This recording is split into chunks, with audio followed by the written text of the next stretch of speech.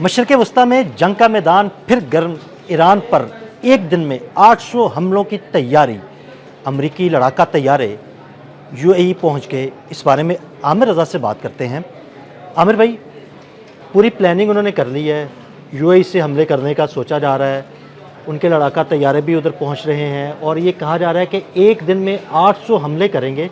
क्या करने जा रहा है अमेरिका? दोबारा ये जंगबंदी ख़त्म होने जा रही है? देखिए, पहली बात तो यह है कि जंगबंदी ख़त्म होने जा रही है। ये बात हकीकत है कि ये मई का महीना, आज 1 मई है।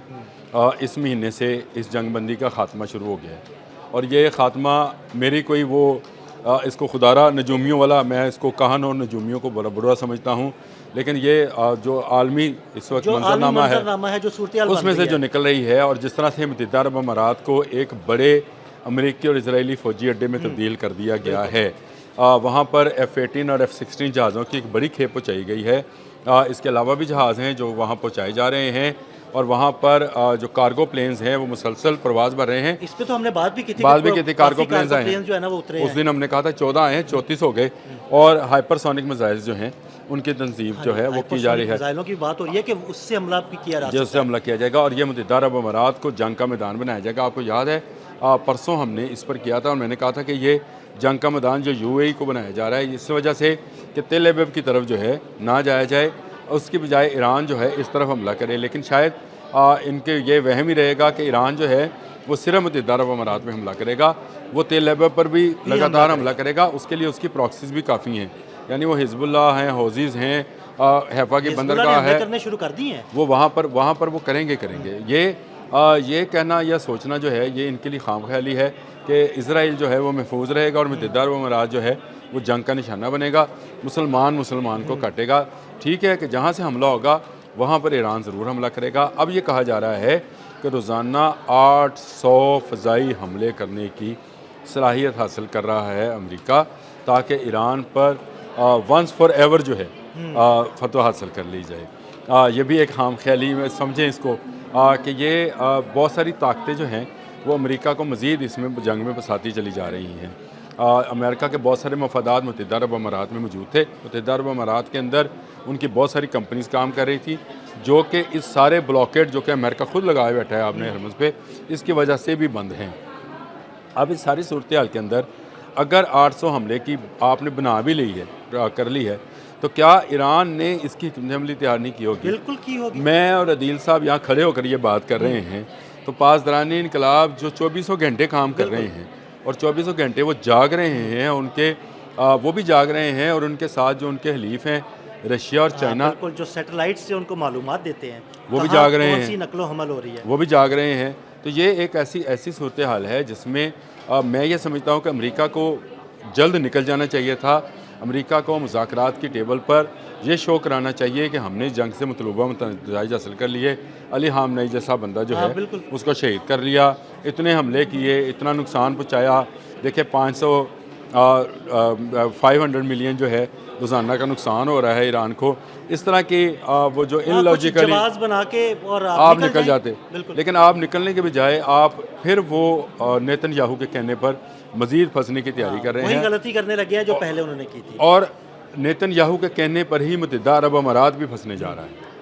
आमिर भाई देखें, पहले जो नुकसान हुआ दुबई में, मुख्तलिफ ममालिक में, मुत्तहिदा अरब अमारात में, मुझे लगता है अब तो बुर्ज खलीफा भी बचने वाला नहीं है। देखिए, ना बुर्ज खलीफा बचेगा, ना बुर्ज अल अरब बचेगा, ना इसके अलावा अबू धाबी के तेल के ज़ख़ीरे बचेंगे। देखें जिस तरह से वो प्लान कर रहे हैं, हमने अभी कुछ देर पहले ये बात की थी हाक जज़ीरे के ऊपर। अगर हाक जज़ीरे पर लेट से हमला हो भी जाता है तो उसका जवाब वो अबू धाबी में देगा। बिल्कुल ऐसे ही है, क्योंकि मुत्तहिदा अरब अमारात तेल की तंजीमात नहीं छोड़ेगा। मुत्तहिदा अरब अमारात को ये लॉलीपॉप दिया जा रहा है कि हमारा जो आयरन डूम है वो अब आपकी हिफाजत के लिए आ गया है। पहले तो नहीं कर सका किसी की, और आयरन डूम जो है ये इससे पहले भी ऑपरेटिव था। क्या कतर की अल अदीद एयरबेस पे आयरन डूम नहीं था? नहीं बच सकी। क्या अल सलाम एयरबेस जो कुवैत में था वहाँ पे आयरन डूम नहीं था? नहीं बच सका। जा क्या इराक की 2 एयरबेसेस जो उन्होंने ख़त्म की, क्या वहाँ पर मौजूद नहीं था? मौजूद था। हर वक्त एक नया हथियार जो है वो सामने आता है। अब आपको मैं मज़े की चीज़ बताऊँ, हिजबुल्लाह जो है जो एक सिर्फ प्रॉक्सी है ईरान की, उसने फाइबर ऑप्टिक के साथ ड्रोन उड़ाना शुरू कर दिया, यानी गुरिल्ला वार का एक नया हथियार जो है, और ताज़ा हमला भी किया, ताज़ा हमला किया, फौजी मार दिए। अब ये एक नया हथियार सामने आ गया है। जो मैं आपसे कहता हूँ कि ईरान के अंदर दाखिल होना जो है ये कोई आसान काम नहीं होगा। हाक जजीरे पे कब्ज़ा ये इनका ख्वाब रहेगा, वहाँ पर ऐसी गुरीला वार होगी जिसमें कुछ बचने वाला नहीं है। तो ये एक ऐसी खाम ख्याली है कि इनका आयरन डूम जो है वो मुत्तहिदा अरब अमीरात को बचाएगा, या ये 800 बार रोज़ाना का हमला कर पाएंगे। ये ऐसी भी कोई वो क्या कहते हैं कि किसी के हाथ पाँव बांधे हों, मुंह पे कपड़ा बंधा हो तो शायद ये मुमकिन है। लेकिन ईरान की हिफाजत क्योंकि उसके 2 बॉडीगार्ड भी कर रहे हैं, और ये मैं आपको बता रहा हूँ कि बॉडीगार्ड कर रहे हैं। बिल्कुल। और आपने उनमें से एक बॉडीगार्ड यानी रशिया का कल बड़ा सख्त बयान भी आया। जी बिल्कुल ऐसे ही है। रशिया बयान देगा भी और रशिया इस पर अमल भी करेगा। मैं आपको बताऊं, सिर्फ बयान नहीं देगा, रशिया का यूक्रेन के मामले में बहुत ज़्यादा मार पड़ी, उसको बहुत ज़्यादा धोखे हुए। उसको कभी यूरोपियन यूनियन ने, कभी अमेरिका ने यूक्रेन का नाम लेकर जो है दुनिया भर में उसकी तजारत बंद किए रखी है।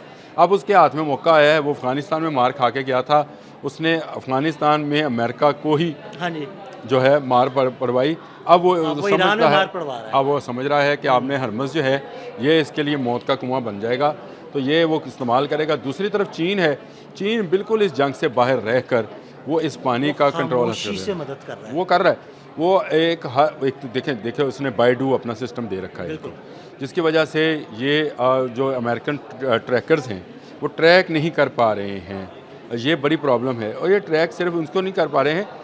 मज़े की दिलचस्प बात यह है कि IDF जो इजरायली डिफेंस फोर्सेस वाले हैं वो हिजबुल्लाह को भी ट्रैक नहीं कर पा रहे हैं। हाँ जी, अब देखें ना, धागे से बंदा ड्रोन आ गया फाइबर ऑप्टिक से, वो नज़र ना आने वाला एक धागा है, और ये गुरीला वार में एक नई जंग है। इसी जंग को लेकर ईरान जो है, ईरान तैयारी किए बैठा है।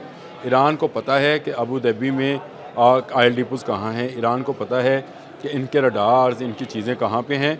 ये बिल्कुल खाम ख्याली है कि ये आयरन डूम जो है इसकी हिफाजत कर लेगा, और ये 800 जहाज़ रोज़ाना की बुनियाद पर उड़ाएंगे, और ये हमलावर भी हो जाएंगे, और हमलावर होने के बाद ये ईरान पर कब्ज़ा भी कर लेंगे।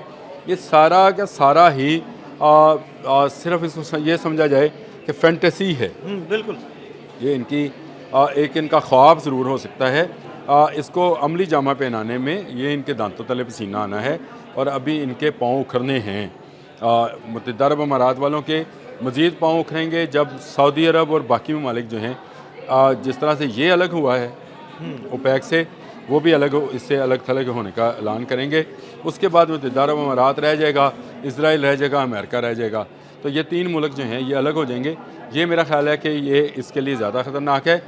800 जहाज़ों का हमला, मैं अभी भी कह रहा हूँ, ये फैंटेसी है, ये बच्चों की कहानी है, ये टार्ज़न के कारनामे हैं, ये इस तरह की चीज़ हो सकती है, ये मुमकिन नहीं है। हाँ, ये क्योंकि इनकी एयर बेसिस जो हैं वो उनके निशाने पर हैं।